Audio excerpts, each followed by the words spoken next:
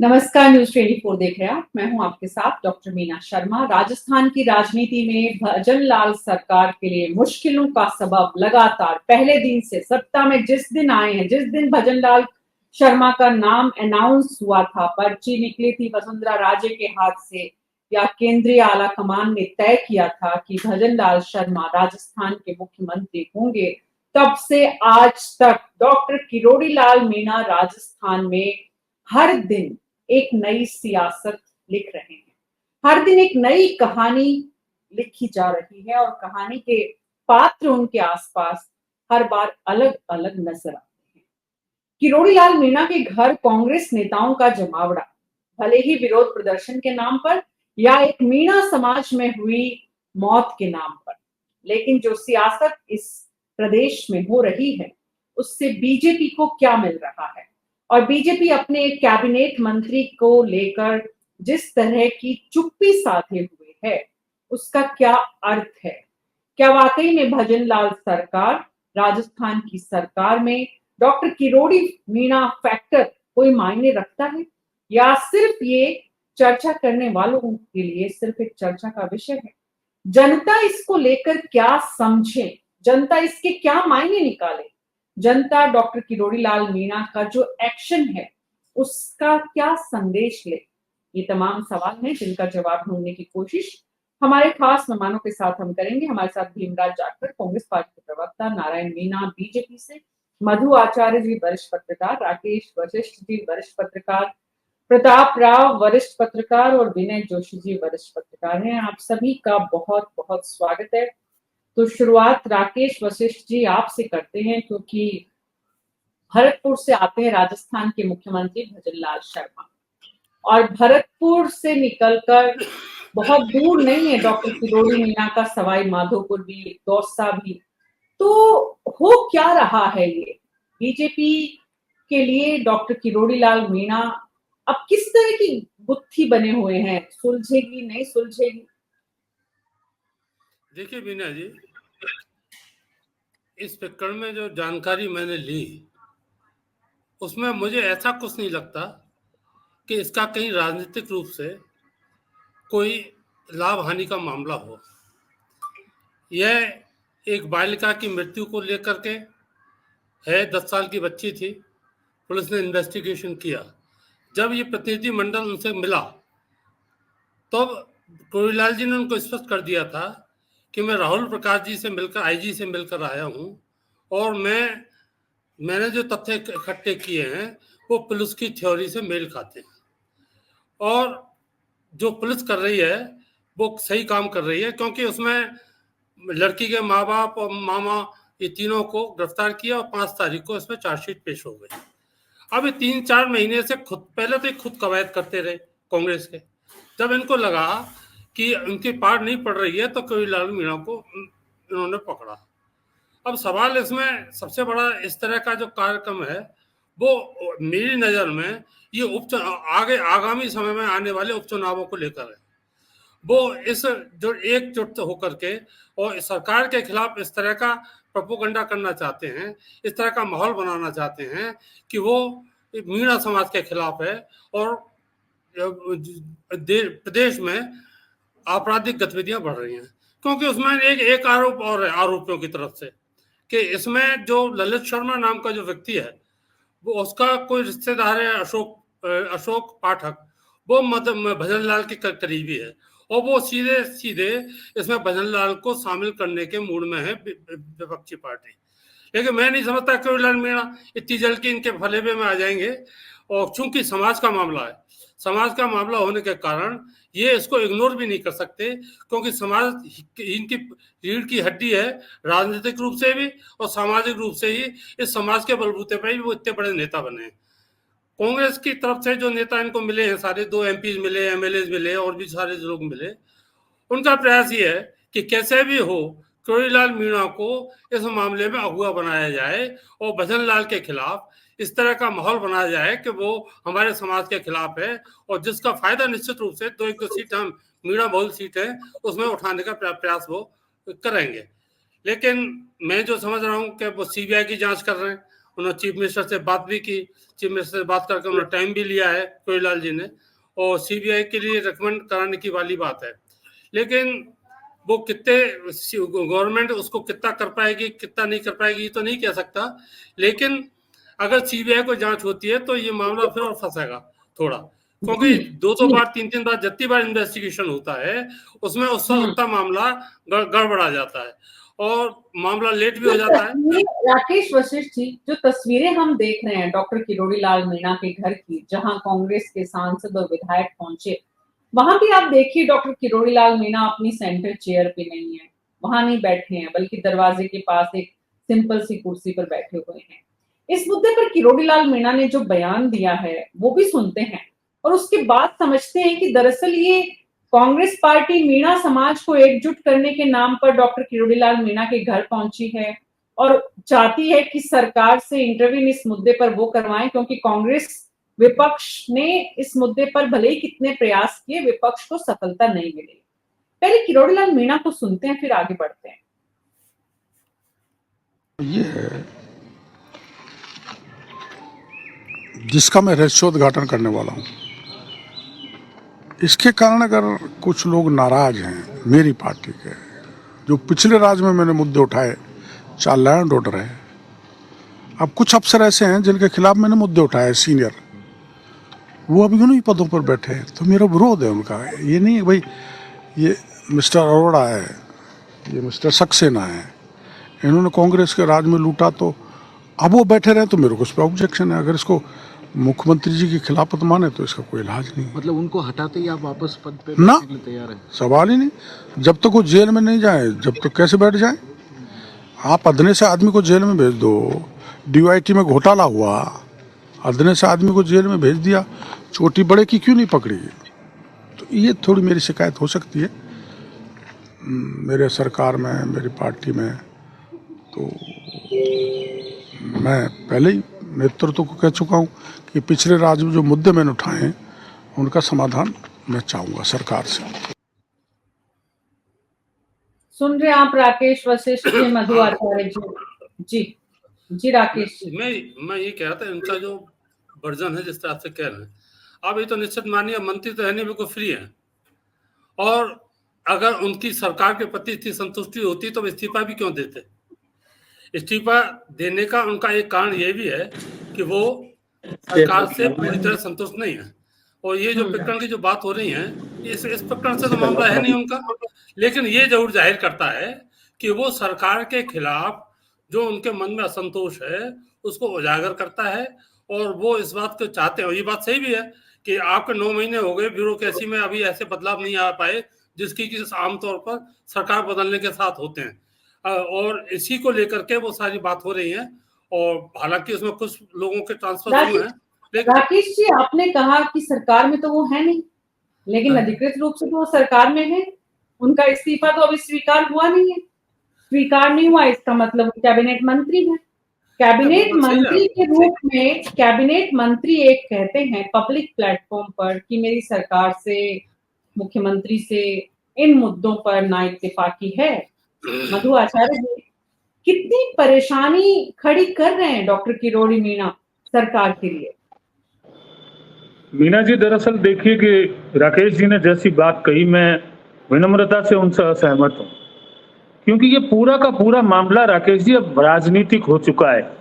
और राजनीति की एंट्री इसलिए हुई कि वहां कांग्रेस के सांसद और विधायक उनके पास गए। ये मामला पुराना है, आपने पूरा मामला बताया डिम्पल का, मैं भी परिचित हूं उससे।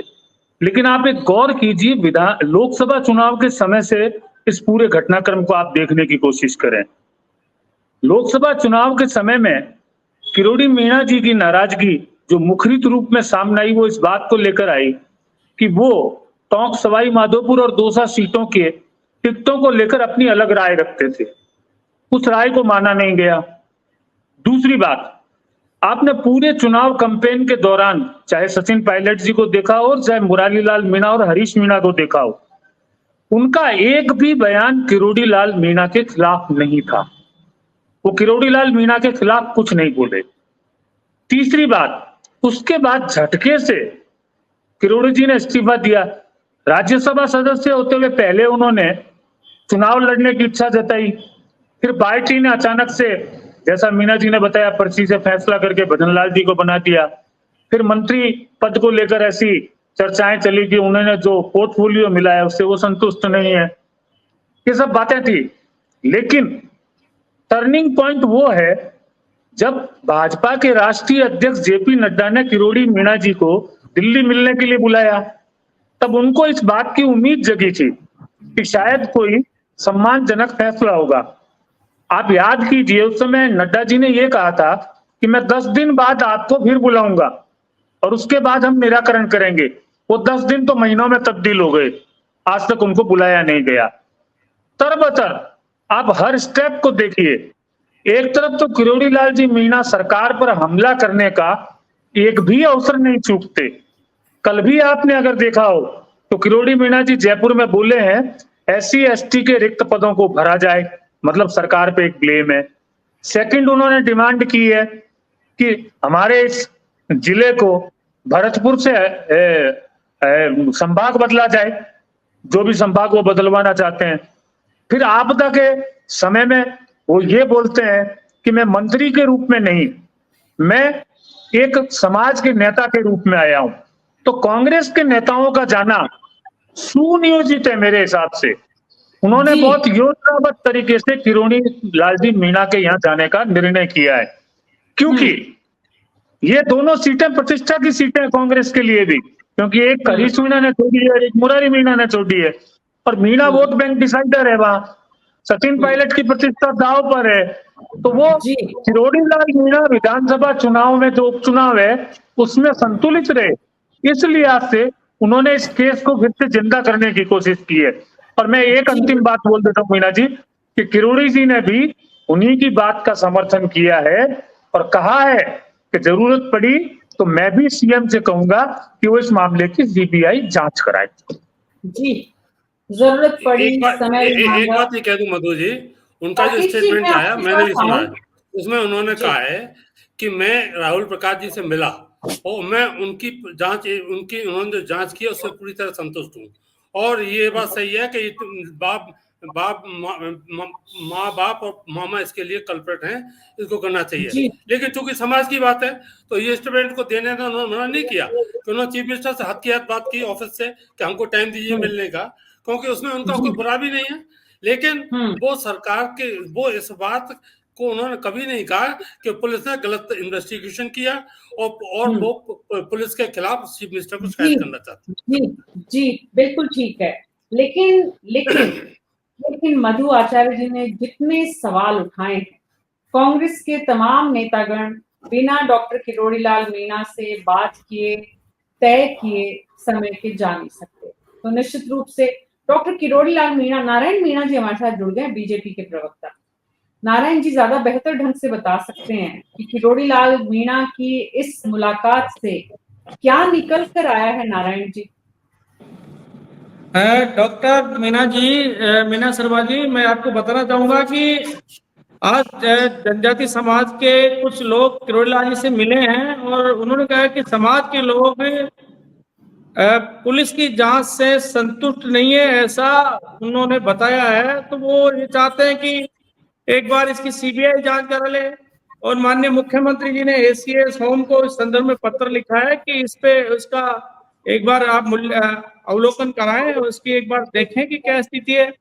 इस संदर्भ में लेकर आज मीणा समाज के लोग डॉक्टर किरोड़ी लाल जी से मिले, और किरोड़ी लाल जी राजस्थान के एक कद्दावर नेता है और सभी कांग्रेस के और सभी लोग मिले हैं, उसमें समाज के अन्य लोग भी थे।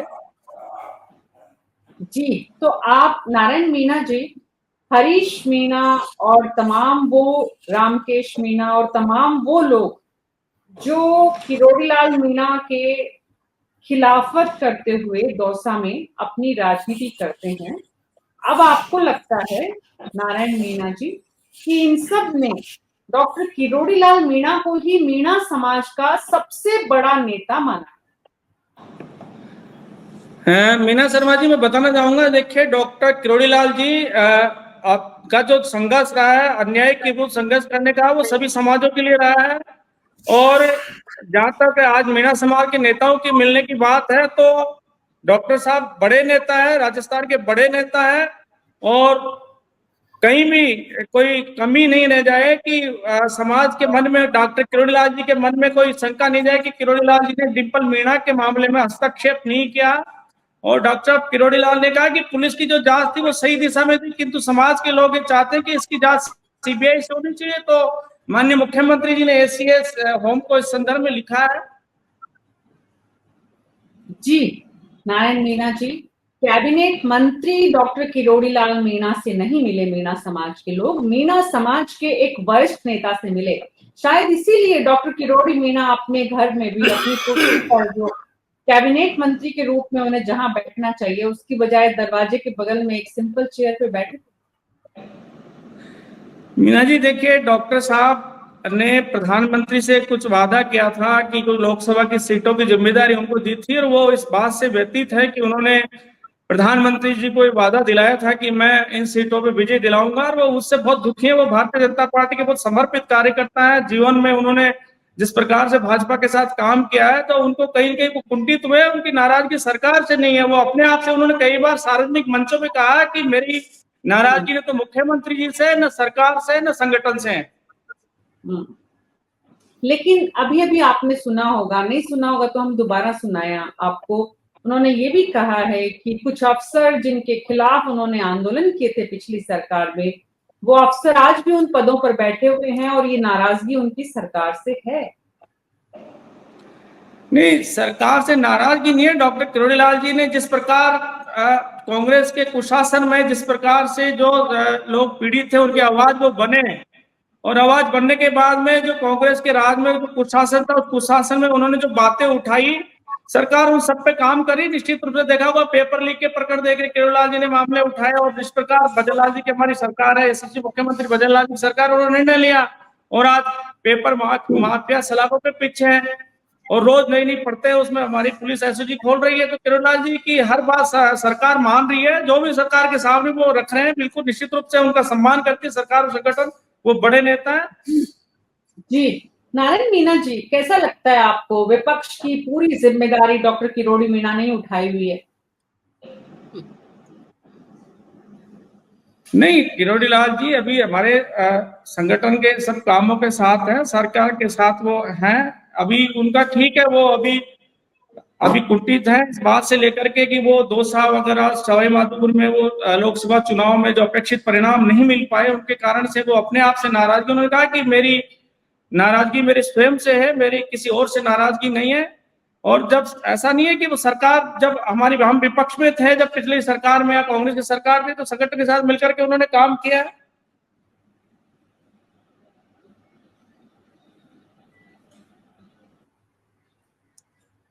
ठीक है नारायण मीणा जी, बड़ी अच्छी और सुलझी हुई बातें कर रहे हैं आप। मधु आचार्य जी, नारायण मीणा जी जितनी सहजता से, जितनी सुलझे हुए विचारों से डॉक्टर किरोड़ी लाल मीणा का पक्ष बीजेपी के भीतर रख रहे हैं, राजस्थान की राजनीति में और राजस्थान के लोग और राजस्थान के प्रमुख राजनीतिक दल यानी बीजेपी और कांग्रेस भी उतनी ही सहजता से डॉक्टर किरोड़ी लाल मीणा की इन तमाम बातों को ले रहे? नहीं मीना जी, मैं नारायण जी की बात से पूरी सहमत नहीं हूँ। इन्होंने कहा कि किरोड़ी लाल जी मीणा की हर बात सरकार मान रही है, उनके कहे अनुसार चल रही है। उनके इस्तीफे की बात तो आज महीनों से नहीं मानी जा रही है। वो तो अपनी तरफ से इस्तीफा दे चुके और बार बार कह रहे हैं कि मैंने तो इस्तीफा दिया है, वापस नहीं लूंगा मैं। लेकिन सबसे बड़ी बात जो है ना, मुद्दा असल में ये सारा केस मीना जी फंसा हुआ है। आचार्य साहब देखिए, आचार्य साहब, डॉक्टर किरोड़ी लाल मीणा जी हमारे बहुत प्रमुख कार्यकर्ता, समर्पित कार्यकर्ता रहे हैं, और वो ऐसी कोई बात नहीं मानने और नहीं मानने की। मैं बता रहा हूँ आपको, आपके चैनल के माध्यम से बता रहा हूँ कि अभी उपचुनाव आएंगे और डॉक्टर साहब आपको भाजपा का प्रचार करते हुए नजर आएंगे। मैं इस बात से नारायण जी इनकार ही नहीं करा कि वो भाजपा के नेता नहीं है या समर्पित कार्यकर्ता नहीं है। मैं तो ये तो कह ही नहीं रहा हूँ, क्योंकि मैं व्यक्ति से उनका मित्र हूँ किरोड़ी जी का, इसलिए मैं उनको अच्छी तरह से जानता हूँ। लेकिन बाबा की एक आदत है, जो बात वो बोलते हैं उस पर चलने की क्षमता भी रखते हैं, इसलिए वो इस्तीफे की बात अभी तक पेच फंसा हुआ है। पार्टी का निर्णय जो भी होता है लेकिन निर्णय तो करने की स्थिति में होनी चाहिए पार्टी, नहीं है। लेकिन मीना जी, मैं बात दूसरी कह रहा हूं कि उपचुनावों की देखिए दृष्टि डॉक्टर से साहब, सरकार का हिस्सा है और सरकार का हिस्सा रहेंगे, इसमें कोई दो राय नहीं है। रहेंगे, ये भविष्य की बात है, मैं आपकी बात को मान लूंगा, रहेंगे। फिलहाल वो अभी भी नहीं है, सरकार में मंत्रालय हो, नहीं अभी भी जाते, सरकार में है। मंत्रालय का काम नहीं करते, ये नहीं बात तो नहीं, कोई नारायण जी मानोगे मंत्रालय ना? का काम नहीं रुक रहा है। मंत्रालय का काम नहीं करते वो। नहीं नहीं, कोई मंत्रालय के सारे काम हो रहे हैं।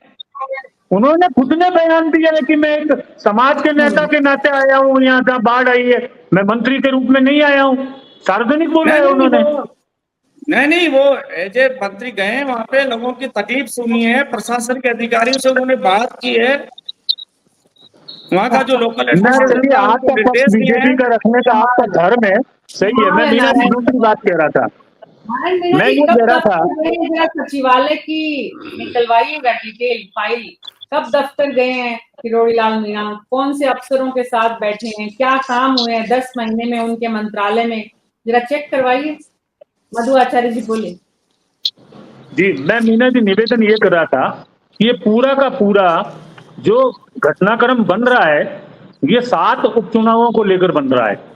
7 उपचुनावों का महत्व इसलिए है क्योंकि राजस्थान में मेरे ख्याल से इतिहास गवाह है कि पहली बार 7 सीटों पर उपचुनाव होंगे। इतनी सीटों पर कभी एक साथ उपचुनाव नहीं हुए, और उसमें पूरी राजस्थान की जो ये बेल्ट है, ये पहले सचिन पायलट के कारण कांग्रेस के साथ थी, फिर बाबा, एक जमाने में बाबा भी अपने बूते पर चुनाव लड़े हुए हैं, मैं नारायण जी को बता दूं, भाजपा से नहीं थे, अकेले लड़े हैं। बाबा की अपनी एक शक्ति है, चूंकि बाबा कोई फैक्टर न बने इन उपचुनावों में, कांग्रेस की कोशिश ये है। आप गोविंद डोटासरा के बयान शुरू से आखिर तक देखिए, किरोड़ी जी को लेकर उनके बयान, सचिन पायलट जी के बयान, लेकिन मामला भाजपा के लिए पेचीदा इसलिए है कि बाबा तो बार बार बोलते हैं कि मैंने त्याग पत्र दे दिया, लेकिन ना तो सीएम बोलते हैं, ना कोई पार्टी का केंद्रीय नेतृत्व बोलता है कि उनका इस्तीफा स्वीकार कर लिया गया या नहीं किया गया। सब यही बोलते हैं, नारायण जी ने जैसा बोला कि वो आपको दिखेंगे मंत्री का रूप में काम करते हुए।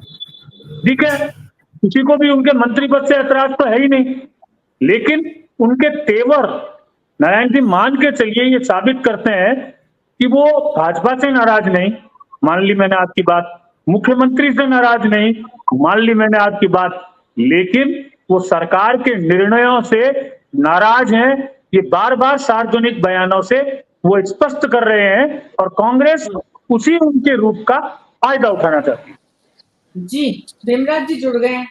भीमराज जी और ज्यादा बेहतर ढंग से बता पाएंगे कि कांग्रेस की जो तमाम लोग, हाँ कोई बात नहीं, आज थोड़ा देर से जुड़े, आप जुड़ते नहीं है, समय से जुड़ते हैं, इसलिए कोई दिक्कत नहीं है। नहीं, वो तो, एक प्रोग्राम था। जी जी, तो भीमराज जी, क्या बातचीत हुई तमाम नेताओं की? क्या वाकई में डॉक्टर किरोड़ी लाल मीणा को पार्टी कांग्रेस के साथ जुड़ने का या साथ देने का प्रस्ताव लेकर गई थी? देखिए मीना जी, मैं इसके बारे में एक ही बात कहूंगा, वो डिंपल मीणा जो एक केस है और जिसके अंदर पीड़ित पक्ष को न्याय नहीं मिला, उसके बारे में डिस्कस करने के लिए गए हैं।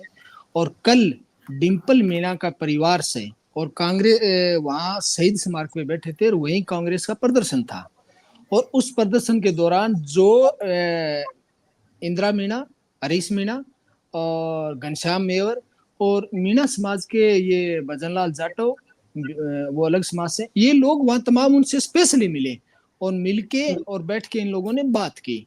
अब सवाल क्या है कि उन्होंने उसी मुद्दे बोले कि हम इस मुद्दे पे, इस गरीब कन्या के साथ जो अत्याचार हुआ है उसमें न्याय के लिए लड़ाई लड़ेंगे। उसी मुद्दे पे ये लोग बात करने के लिए गए, और डिंपल मीणा को न्याय नहीं मिला है।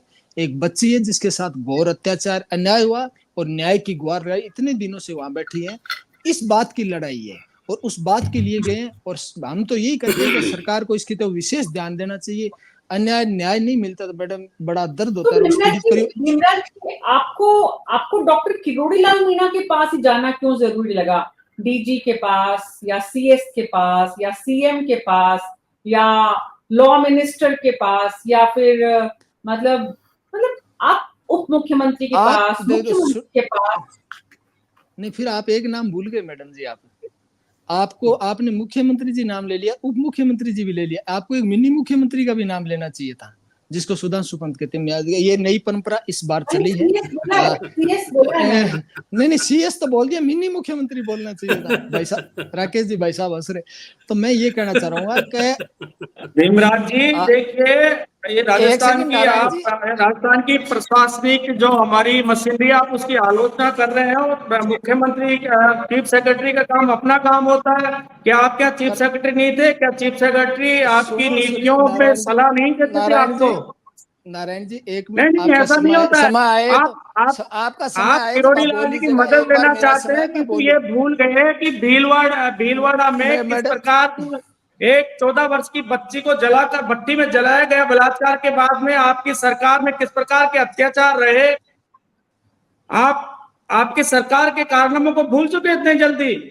और सुधांशु जी पंत यहाँ के चीफ सेक्रेटरी हैं, और वो चीफ सेक्रेटरी का अपना काम होता है। वो हमें वो मालूम राज्य है। और सरकार की नीतियों को क्रियान्वित करने एक का काम सेकंड, करते हैं, उनको एग्जीक्यूट करने का मीना काम करते मैडम, हैं। नारायण जी का समय पूरा हो गया क्या, या बाइट है उनकी उनसे आपने ले लिया नारायण क्या? मीना जी, नारायण मीना हाँ जी, तो मैं एक बार प्लीज पूरा कर लूं। भीमराज जी जब बोलेंगे, भीमराज जी जब आप बोलेंगे तो आप सुनेंगे। मैं आपका रिएक्शन लेने हाँ उसके वो बाद आऊंगी। प्लीज हाँ बीच में तब नहीं आप बोलेंगे। नारायण जी बोलना, आपका समय है। मैं प्लीज आपका एक सवाल का जवाब। नारायण जी न्यूज 24 पर हम कोशिश करते हैं कि डिबेट की मर्यादा बनाए रखें। आप भी पूरा साथ ठीक है। दीजिए। हाँ भीमराज जी बोले। तो मिनी मुख्यमंत्री जी का भी नाम लेना चाहिए। मिनी मुख्यमंत्री की पर्चा अब चली गई, क्योंकि दो नए जो शब्द जुड़े हैं इस सरकार में, एक तो पर्चीकार, एक मिनी मुख्यमंत्री है। भाई साहब नारायण जी कह रहे थे कि बलात्कार भट्टी में हुआ, ये मेरे पास एक डॉक्यूमेंट्स है जो मैं आपके चैनल के माध्यम से दिखाना चाहता हूं। इसमें उन आदमियों का नाम है जो बलात्कारी हैं, जिनको बीजेपी के अंदर पदाधिकारी हैं। और मीना जी मैं आपके चैनल पे मेल करूंगा तो बीजेपी को जो प्रवक्ता महोदय उनको भी अवेलेबल करिए। मैं नाम ले लेता हूं: कुलदीप सेंगर, साक्षी महाराज, एम.ए. अकबर, निहाल चंद, संदीप सिंह, आर.एन. त्रिपाठी, राम दुलार गुजर, के बंदी, राघव जी, मधुसूदन जयस पटेल, विजय जोली, अनिल भोसले और ऐसे करके नाम है।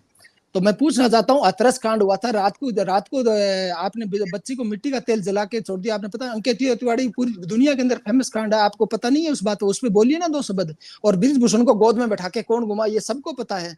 तो आप इन बातों पे बोले तो आप पहले अपने गिरेबान में बीजेपी को झांकना चाहिए, फिर बताइए क्या क्या कांड हुए और कैसे आपने नित्यानंद के केस आपने यूपी सरकार ने वापस ली, वो भी हमें पता है।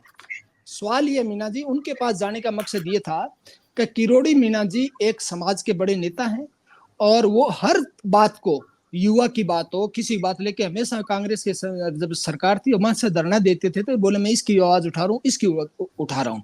और कांग्रेस के जो मिनिस्टर थे उनके घर पे भी गए वो लोग, और जो होता है उन्होंने अपनी बात रखी। इसीलिए ये लोग मीणा समाज के करीब करीब लोग थे और वो जाके उनके पास बात रखी कि इस बच्ची की आवाज को अपने, वो सरकार के अंदर मीणा समाज के बड़े लीडर हैं बीजेपी के अंदर आज के दिन, तो उसलिए उनके पास जाके बोले अपने एक साथ होके एक राजनीति से ऊपर उठ के इसको न्याय दिलाने की बात करें। ये मेन मुद्दा था। और इसके अंदर आप देखेंगे मैडम 8% से ऊपर अपराध बीजेपी सरकार में महिलाओं से संबंधित बढ़े, इसलिए ये बातें कही जा रही है। इन बातों को लेके गए थे। और कल पीड़ित परिवार से मैं खुद भी मिला था, मैं खुद व्यक्तिगत मिला, वहां पर आंदोलन में था हम। तो हमारा दायित्व बनता है कि एक वो शिव खेड़ा की बुक थी जिसके अंदर लिखा था कि पड़ोसी पे अत्याचार हो रहा है, आपको नींद आ रही है तो समझ लीजिए अगला नंबर आपका है।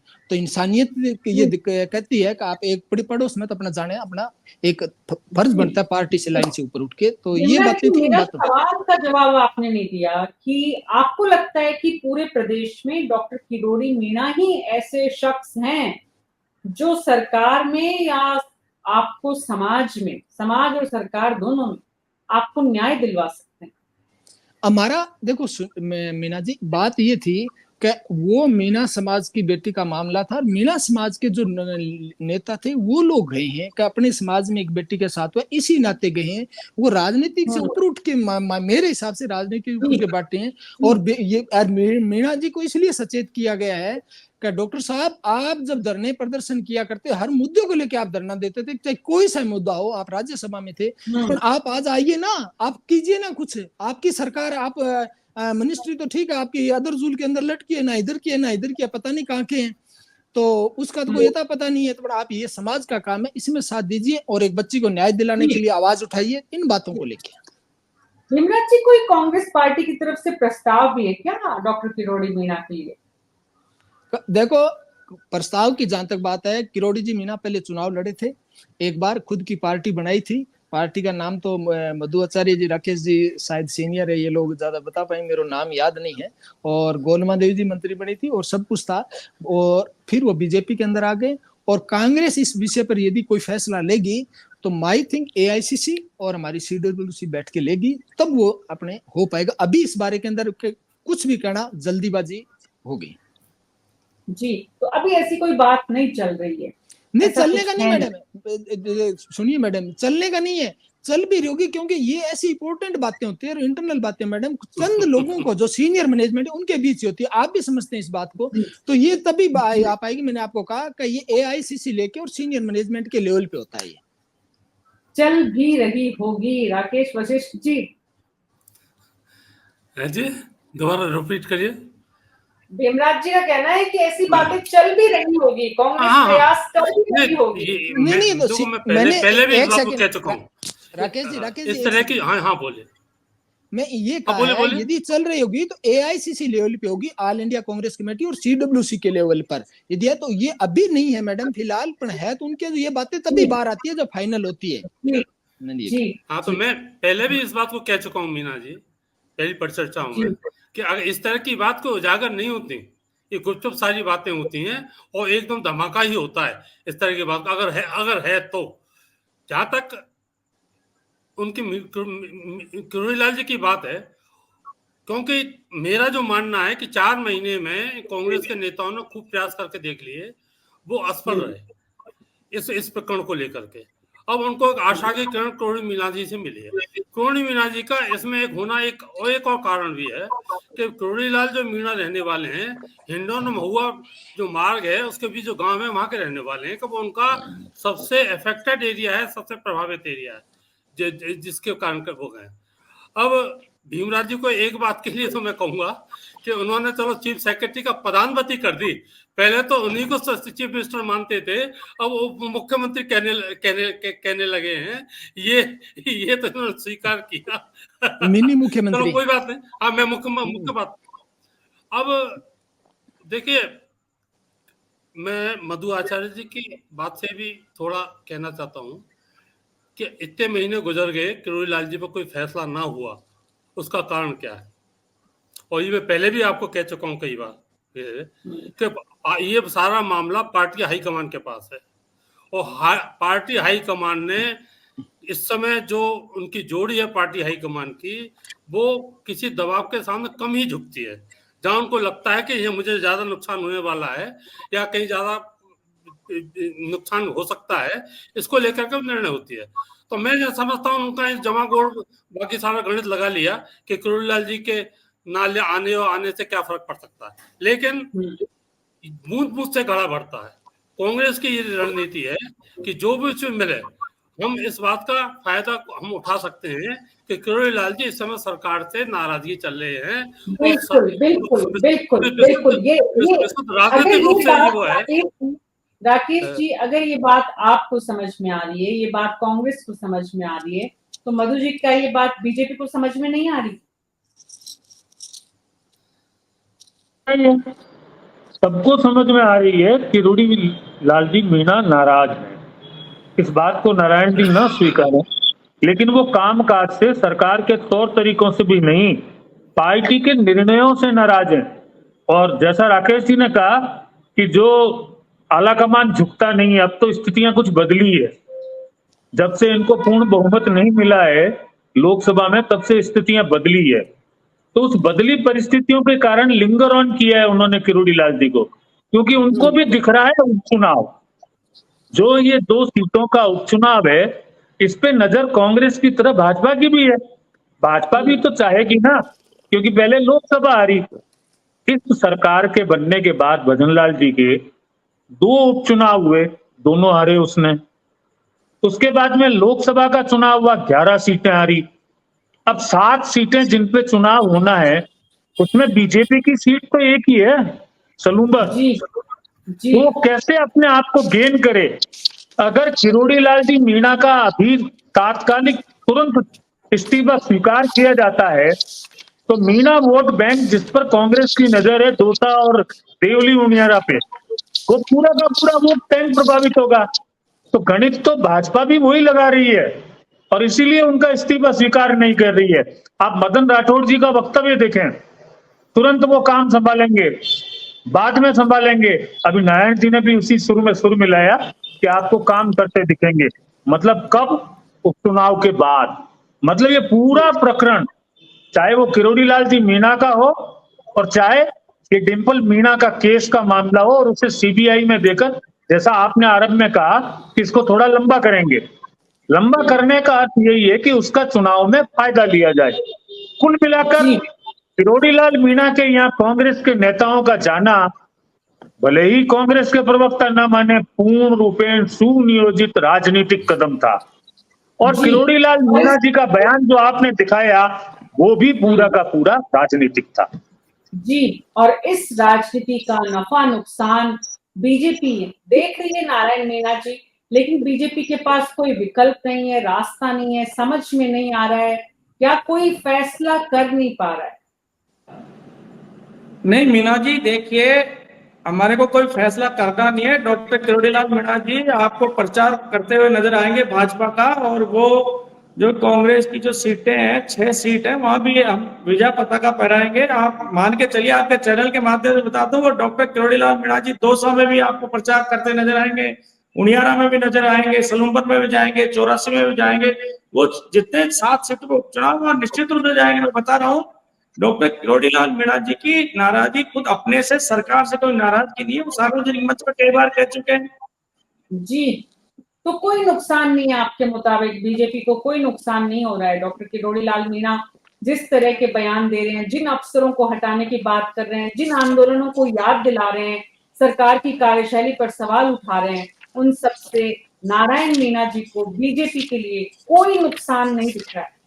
मीणा जी देखिए, डॉक्टर किरोड़ी लाल मीणा जी का स्वभाव है कि कोई भी अन्याय करते हैं तो वो निश्चित रूप से उस बात को रखते हैं कि ये व्यक्ति गलत कर रहा है, और तो यही मैसेज किरोड़ी ये जा लाल रहा मीणा है जी कि के जीवन सरकार की अच्छी अन्याय बात कर रही है। है, और सरकार जब वो अन्याय कर सरकार रही को, है। उन्होंने कहा सरकार ने निर्णय लिए हैं, डॉक्टर किरोड़ी लाल मीणा जी जो भी सुझाव सरकार को दिए हैं, उन्होंने निर्णय लिए।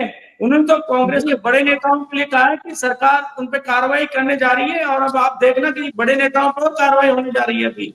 जी, बहुत बहुत शुक्रिया आप सबका इस चर्चा में शामिल होने के लिए। धन्यवाद तो कुल मीणा मिलाकर जी, जो धन्यवाद बात समझ में आ रही है वो ये कि ये फिक्स मैच है। इस फिक्स मैच में जहां बीजेपी अपने भीतर, संगठन के भीतर, जहां डॉक्टर किरोड़ी लाल मीणा को ये करने की आजादी दी हुई है, वहीं इससे होने वाले नफा नुकसान की गणित भी बैठा रही है। बीजेपी के पास अभी डॉक्टर किरोड़ी लाल मीणा को रोकना, चुप करना, या उन्हें अपनी सीट पर बैठकर काम करने के लिए एक तरह से सही ट्रैक पर लाना अभी बीजेपी के लिए संभव नहीं है, क्योंकि उपचुनाव की 7 सीट है। इस उपचुनाव के बाद समझ में आएगा कि बीजेपी इस मुद्दे पर क्या फैसला लेती है, या फिर इस स्थिति को ऐसे ही ढुलमुल रखती है। राज्य के लिए ये स्थिति किसी भी सूरत में अच्छी नहीं है, ना ही प्रदेश की सरकार के लिए अच्छी है, क्योंकि पूरा का पूरा एक बड़ा मंत्रालय है जो किसानों से और आम आदमी से, ग्रामीणों से जुड़ा हुआ है, जिसका काम उस रफ्तार से, अगर मंत्री खुद उस काम में दिलचस्पी लेकर हर दिन काम करे तो कितने काम हो, और अगर उस मंत्रालय का काम रुका हुआ है तो कितना फर्क पड़ेगा। तो निश्चित रूप से इस राजनीति का शिकार आम आदमी हो रहा है, और नुकसान भी इस आम आदमी को ही हो रहा है। राजनीति के मैदान में सब इससे अपने अपने हित साधने में जुटे हुए हैं, चाहे वो डॉक्टर किरोड़ी मीणा हो, बीजेपी हो, कांग्रेस हो, या तमाम इससे जुड़े हुए और स्टेक होल्डर्स जो हैं वो हों। सबका एक ही प्रयास, कैसे अपना हित साधें, जनता जाए अपने रास्ते। न्यूज़ 24 पर आज मेरे साथ इतना ही। नमस्कार।